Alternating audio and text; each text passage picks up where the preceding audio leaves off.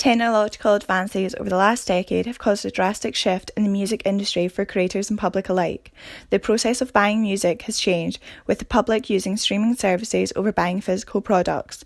The Universal Music Group reported $5 billion in revenue. 75% of the total revenue of the record industry came from these services. Spotify has seen a 5% increase in premium subscribers, with its total users now 208 million. In the US alone, the number of streams were 611 billion. Income traditionally came from sales of albums, which were priced at an average of £10. Now streaming services pay per stream with an average of 0.004 pence. The big question is, how does this impact an artist's income? The arguments for streaming services are increased exposure, consistent income, flexibility and adaptive, and reduces piracy. Streaming services allow anyone with an internet connection to access them with a larger user base. By no longer needing to buy albums and instead monthly payments are free, it has reduced a cost barrier. The SNS functionality of the site increases chances of users streaming unknown songs such as Spotify-created playlists. The payment method allows artists to be paid from day one. Ed Sheeran released 2 singles that received over 500 million streams before the album was even released.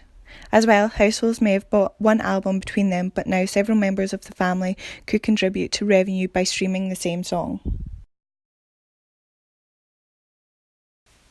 Before, public could not buy an album more than once. Streaming services are set up to allow variations and reworks of the same song.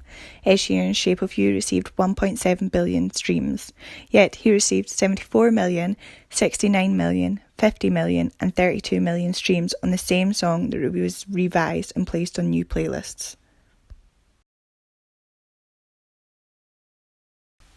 Illegal downloads are at an all-time low, with many who still participate believe they won't continue.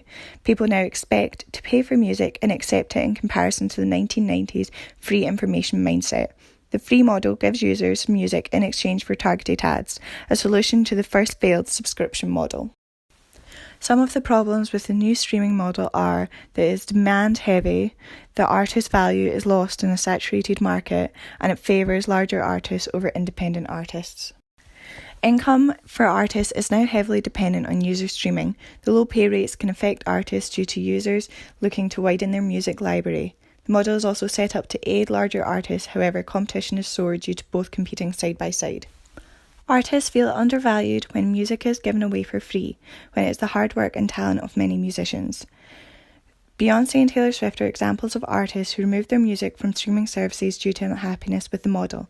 As well, only 4 out of 10 listeners on Spotify are paid subscribers, reducing the amount of royalties. With pay per stream low, artists must have a high streaming rate to make money. In comparison to Drake's streams, many artists using the services are unlikely to achieve this success and therefore are hurt when it comes to the setup. 2 examples of streaming artists are Jones and Nina Nesbitt.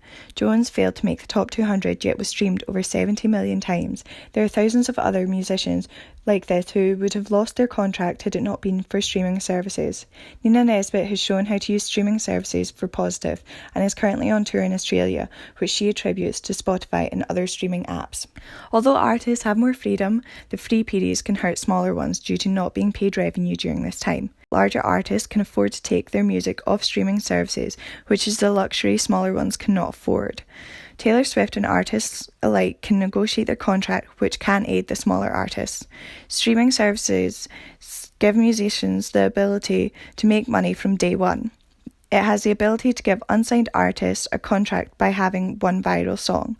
As well, due to technology, these services are unlikely to go away and may have saved the record industry. Artists do have other sources of income, however, there should be transparency over how much is paid.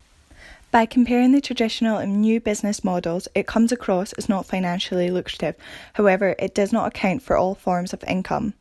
As well, this is an argument that has been had over the decades multiple times and is not new.